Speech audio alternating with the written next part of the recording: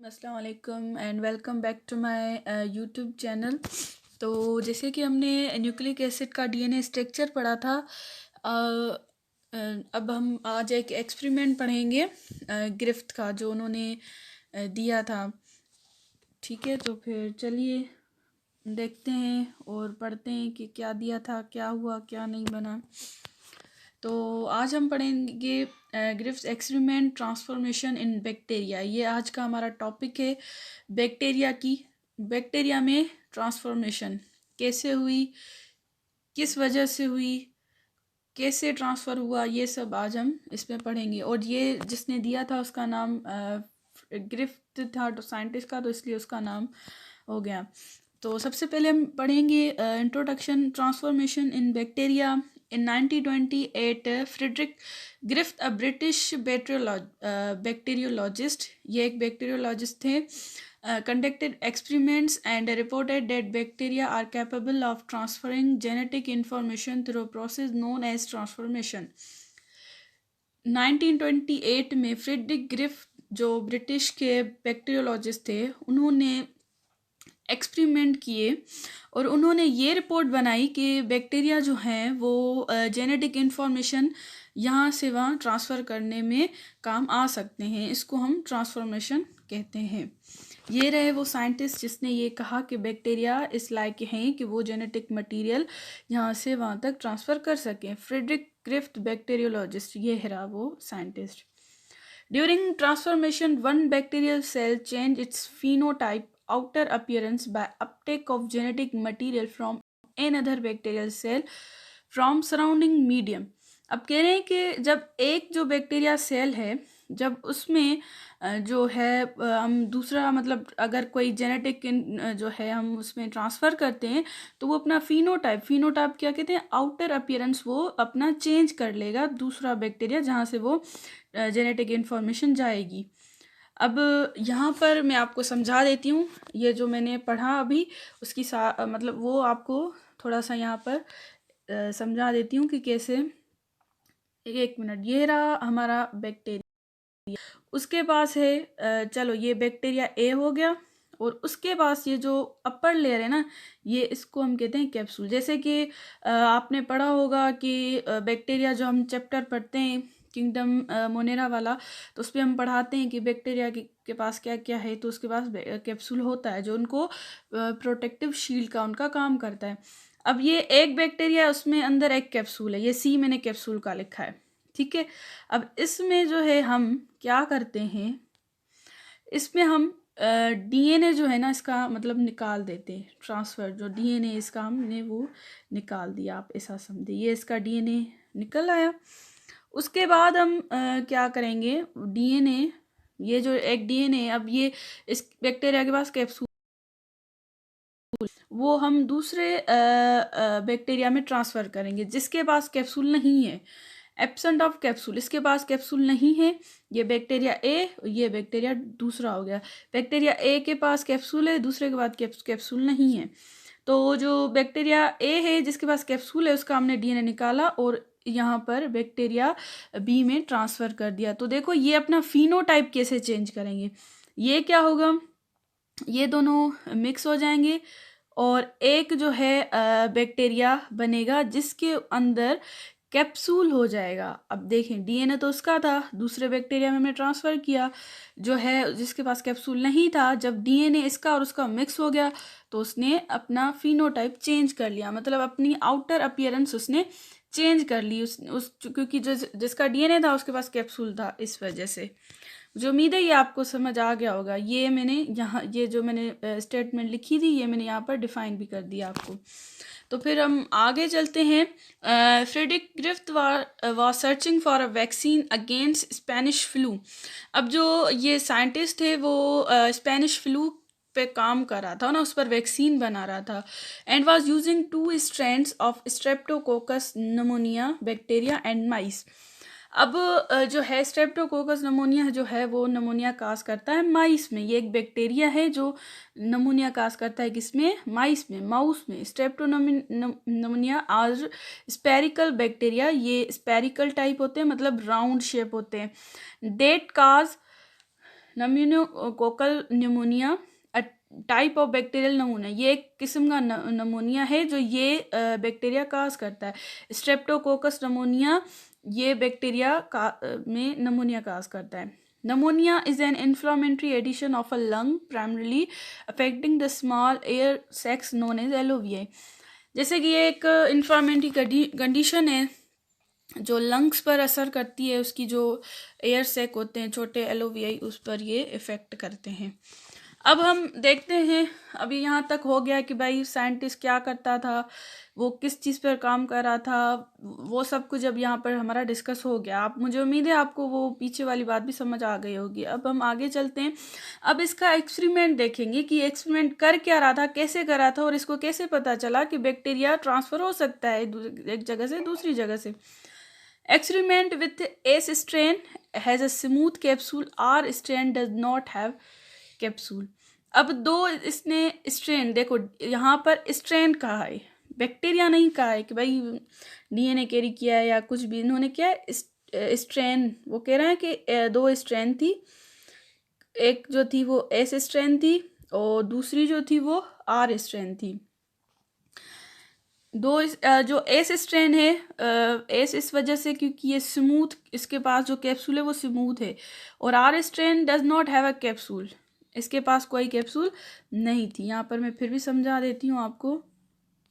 ये देखें, S strain मतलब ये बैक्टीरिया और इसके पास कैप्सूल है, और ये जो है ये विदाउट कैप्सूल है, सिर्फ बैक्टीरिया, इसके पास कैप्सूल नहीं है। यहाँ पर आप ये देख सकते हैं, ये सेल वॉल, ये सेल मेम्ब्रेन एस स्ट्रेन की, और वो कैप्सूल ऊपर से ये लगा हुआ है। यहाँ पर आर देखने से सेल वॉल है, सेल मेम्ब्रेन है, लेकिन एब्सेंट ऑफ कैप्सूल। यहाँ पर आपको कैप्सूल दिखाई दे रहा है ये वाला, वहाँ पर कैप्सूल नहीं है। अब एस स्ट्रेन के बारे में थोड़ी बात करेंगे। S strain has a smooth polysaccharide capsule covering that protect it from attack from the host immune. S strain जो है उसके ऊपर जो कैप्सूल है वो स्मूथ और पॉलीसेकेराइड का बना हुआ है, जो बैक्टीरिया को कवर करता है, ताकि अगर ये किसी होस्ट सेल में चले जाएं बैक्टीरिया जिनके पास कैप्सूल है, तो उनको होस्ट के इम्यून सिस्टम उसे नहीं ढूंढ पाएंगे, नहीं ना ही उसको मार सकेंगे, क्योंकि ये मैंने आपको पहले ही बताया कि बैक्टीरिया का जो कैप्सूल है उसका काम ही होता है प्रोटेक्ट करना बैक्टीरिया को। फिर होस्ट के इम्यून सिस्टम को पता ही नहीं चलेगा कि कौन सा बैक्टीरिया है, वो ढूंढ ही नहीं पाएंगे, तो इस वजह से ये इनको अटैक नहीं कर सकते। एस स्ट्रेन जिसके पास कैप्सूल होता है, S strain has a smooth appearance, उसकी स्मूथ अपीयरेंस होती है ऊपर से। R strain does not have a polysaccharide capsule covering, इसके पास जो है वो कैप्सूल कवरिंग नहीं होती है, and it can be destroyed by host immune system, जिसकी वजह से ये होस्ट जो सेल है वो होस्ट के जो इम्यून सिस्टम है वो उसे किल कर देते हैं, क्योंकि इसके पास कैप्सूल नहीं है। अब ये याद करें कि एस स्ट्रेन के पास कैप्सूल है, आर स्ट्रेन के पास कैप्सूल नहीं है। R strain has a rough appearance, मतलब बिल्कुल कुछ भी नहीं है, रफ है बिल्कुल। Extra violent pathogenic they cause pneumonia in mice. अब देखें, एस स्ट्रेन के पास कैप्सूल है तो होस्ट का इम्यून सिस्टम उसे ढूंढ ही नहीं पाता, तक वो तो कैप्सूल उससे प्रोटेक्ट करता है बैक्टीरिया को, तो फिर वो डिजीज़ काज कर लेते हैं। और आर टाइप का है वो नॉन पैथोजेनिक है, वो कुछ मतलब वो होस्ट सेल में जाता है, जैसे ही होस्ट में गया वो उसको होस्ट इम्यून सिस्टम मार देगा, तो ये नमूनिया काज नहीं कर सकता माइस में। अब ट्रांसफॉर्मेशन एक्सपेरिमेंट बाय ग्रिफ्ट, अब कैसे ट्रांसफॉर्मेशन हुई ये भी आप देख सकते हैं। ये देखिए, अब पहले स्ट्रेन जो थी एस स्ट्रेन थी, हमने ये एक माइस पर इंजेक्ट किया और रिजल्ट क्या मिला, वो मर गया। उसमें क्या हमें मिला एस स्ट्रेन मिला, जिसने नमूनिया काज किया, जिसकी वजह से माइस की डेथ हो गई। क्योंकि इसके पास कैप्सूल है तो इम्यून सिस्टम इसे ढूंढ नहीं पाएगा, तो इस वजह से वो जाकर नमूनिया काज कर देता है और उसके बाद माइस की डेथ हो गई। अब आर स्ट्रेन देखें, इंजेक्टेड इन माइस और माउस अलाइव, माउस जो है वो जिंदा रह गया, वहाँ पर वो मर गया, क्योंकि ये कोई डिजीज़ काज नहीं कर सकता। जैसे ये स्ट्रेन जाएगा अंदर, जैसे ही माइस के अंदर जाएगा, माइस का इम्यून सिस्टम उस पर अटैक करेगा, उस बैक्टीरिया को ख़त्म कर देगा, इस वजह से माउस जो है वो जिंदा है।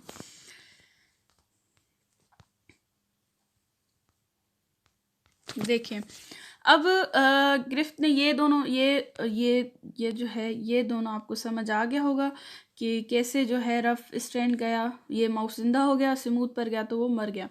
अब इसने क्या किया, ग्रिफ्ट ने हीट किल्ड जो है, अब इसको स्मूथ स्ट्रेन मतलब जो एस स्ट्रेन है ना उसको हीट किया, उसके जो है बैक्टीरिया को इसको कैप्सूल को जैसे कि हमने इन्होंने उनको हीट दी, टेम्परेचर दिया।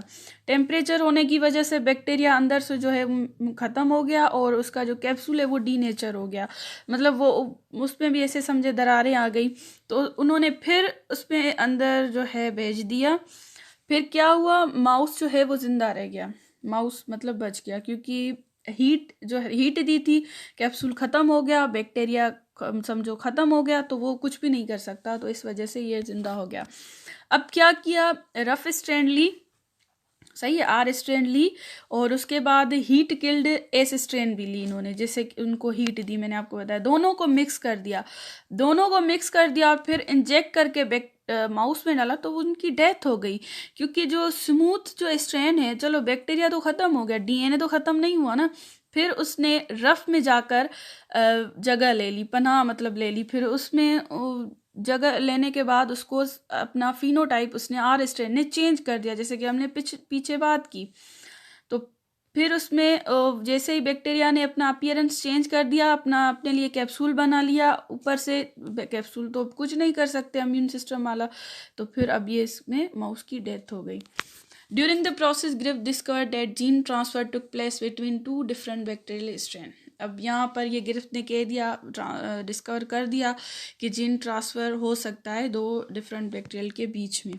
अब ग्रिफ्ट का कंक्लूजन पढ़ते हैं। Griffith concluded that some substance transfer substance, इसने यहाँ बोला सम सबस्टेंस, जिसको ये कह रहा है transfer substance had been transferred from heat killed S cell to living R cells which enables R cell to develop polysaccharide capsule and become live S type virtual. मैंने कि ये पीछे मैंने ये बात बता दिया आपको कि दोनों को मिक्स करके डाला, हीट किल्ड था वो एस स्ट्रेन वाला, लेकिन एस स्ट्रेन ने फिर भी आर स्ट्रेन के साथ मिक्स होकर अपने ऊपर पॉलीसेक्राइड कैप्सूल बना दिया, और फिर जैसे कि वो दोबारा जिंदा हो गया।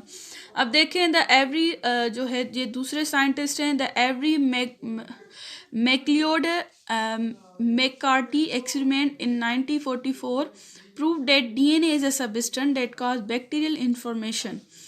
इन साइंटिस्ट ने तीनों ने बताया 1944 में कि भाई जो सबस्टेंस कह रहा था ना ग्रिफ कि भाई इसमें डायरेक्ट ट्रांसफ़र सबस्टेंस है बैक्टीरिया में जो यहाँ से वहाँ ट्रांसफ़र हो सकता है, तो उसने कहा कि ये बैक्टीरिया में जो ट्रांसफरिंग मोशन हो रही है वो उसको हम डीएनए उसने बताया। अब इसने भी एक्सपेरिमेंट किया था जिसकी वजह से ये साबित हुआ कि डीएनए जो है वो ट्रांसफ़र मटीरियल है। 1944 में Avery MacLeod and McCarty solve the puzzle of transfer material. अब इन लोगों ने क्या किया, यहाँ पर उनका ये मैंने एक्सपेरिमेंट थोड़ा सा डिफाइन किया है। इन्होंने डेड एस स्ट्रैंड ली, उसके प्रोटीन को उन्होंने ब्रेक डाउन कर दिया, उसके प्रोटीन बिल्कुल ख़त्म कर दिए ट्रिप्सिन एंजाइम्स के ज़रिए, and mix with R type bacteria, और फिर इन्होंने उसको आर टाइप बैक्टीरिया जो था आर स्ट्रेन वाला बैक्टीरिया उसके साथ मिक्स कर दिया। रिजल्ट क्या हुआ, माउस जो है वो मर गया, मतलब कि एस स्ट्रेन तो मरा हुआ है तो फिर कैप्सूल नहीं बना सकता, आर स्ट्रेन के बाद तो वैसे भी कैप्सूल नहीं होता। यहाँ पर उन्होंने प्रोटीन तोड़े उसके, फिर भी उनका काम नहीं बना। क्या मिला, लाइव एस स्ट्रेन रिकवर्ड, चलो ठीक है। उसके बाद देखें डेड एस स्ट्रेन को उन्होंने अब डेड स्ट्रैंड ली, फिर आरएनए के जो है वो आर टाइप जो आरएनए इनका ख़त्म कर दिया बाय राइबोन्यूक्लियस एंजाइम्स के ज़रिए, एंड मिक्स कर दिया आर टाइप बैक्टीरिया के साथ। फिर भी माउस जो है वो मतलब मर गया, क्योंकि डेड स्ट्रैंड जो है वो आर के साथ मिलकर अपना अपीयरेंस फिनोटाइप चेंज कर रहा था, इसकी वजह से माउस की डेथ हो रही थी। मतलब आरएनए भी ट्रांसफर मटेरियल नहीं है, प्रोटीन भी नहीं है, फिर भी हमें क्या रिकवर हुआ माउस की बॉडी से, लाइव एस स्ट्रैंड। अब इन्होंने लास्ट जो है वो किया डेड एस स्ट्रैंड, अब इसके ब्रेक डाउन क्या कर दिए, डीएनए कर दिए, डीऑक्सीराइबोज न्यूक्लियस एंजाइम्स के रास्ते पर इन्होंने डीएनए को ख़त्म कर दिया। अब उन्होंने आर टाइप बैक्टीरिया में ये सब मिक्स कर दिया, फिर माउस जिंदा, वहाँ पर यहाँ पर देखिए आप, यहाँ पर आरएनए को ख़त्म किया, फिर भी माउस जो है वो मर रहा था, प्रोटीन किए फिर भी मर रहा था। अब यहाँ पर इन्होंने डीएनए को ख़त्म कर दिया, फिर देखो माउस जिंदा है। No live assistant recovered. अब डेड स्ट्रैंड डाली आर टाइप के साथ, जब डीएनए खत्म हो गया तो आर टाइप के साथ क्या मिक्स होगा, तो होस्ट सेल इम्यून सिस्टम को पता चल गया कि अब बैक्टीरिया एंटर हो गया है, तो इम्यून सिस्टम ने बैक्टीरिया को ख़त्म कर दिया, फिर माउस जो है वो जिंदा रह गया। नो लाइव स्ट्रेन, हमें उनकी बॉडी से कोई भी स्ट्रेन नहीं मिली। ठीक है, आज का हमारा जो लेक्चर था वो बस इतना ही था। अगर आपको मेरी वीडियो अच्छी लगे, आज वाली वीडियो समझ आई, तो प्लीज़ वीडियो को लाइक करें, मेरे